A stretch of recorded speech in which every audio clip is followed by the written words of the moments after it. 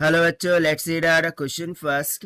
A 2 kg pistol fires a 1 gram of bullet with a muzzle speed of 1000 meter per second. The bullet then strikes a 10 kg of wooden block rest on a horizontal frictionless surface.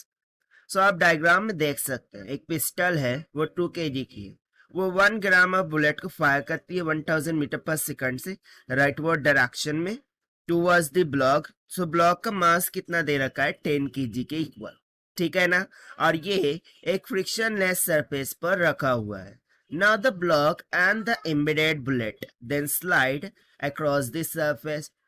अब bullet क्या होंगी इसके अंदर ऐसे embedded हो जाएंगी ना, ठीक है। सो एम्बेडेड होने के बाद ये बुलेट और ब्लॉक दोनों क्या करते हैं स्लाइड करना स्टार्ट कर देते हैं।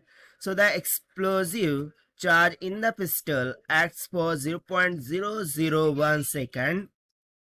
यदि जो एक्सप्लोजिव चार्ज है वो 0.001 सेकंड तक के एक्ट कर रहा है inside of it, so what is the average force exerted on the bullet while it is being fired?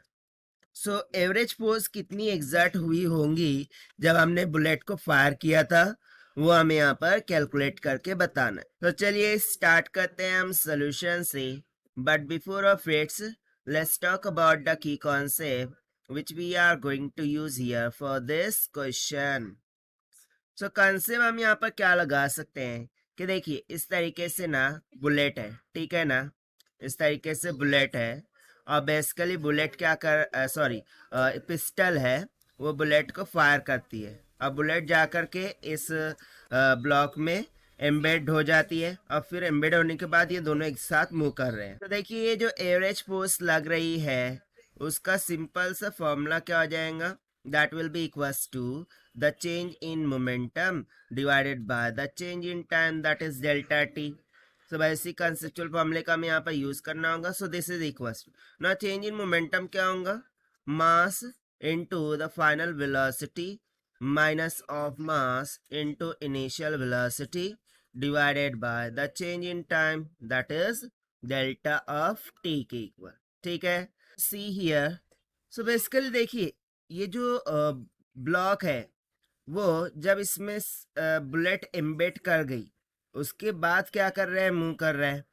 यानी कि ये जो 1000 मीटर पर सेकंड है ये वेलोसिटी अब क्या हो गई फाइनल वेलोसिटी हो जाएंगी।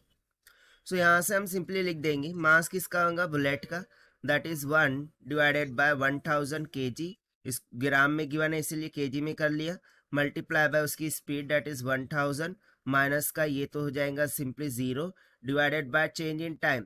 सो डेल्टा टी का मान कितना हो जाएगा 0.001 माइनस ऑफ इनिशियल कितना था तो भाई 0 सेकंड।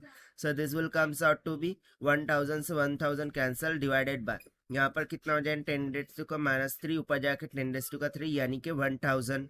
सो यहाँ से सिंपली जो एवरेज फोर्स है वो कितनी निकल के आ गई 1000 न्यूटन की इक्वल। यही हो जाएगा हमारा आंसर जो कि हमने सॉल्व किया है by using the conceptual formula of average force. Now let us take the option. So option D will become correct. So this is the required solution. I hope you understood well. Best of luck. Thank you.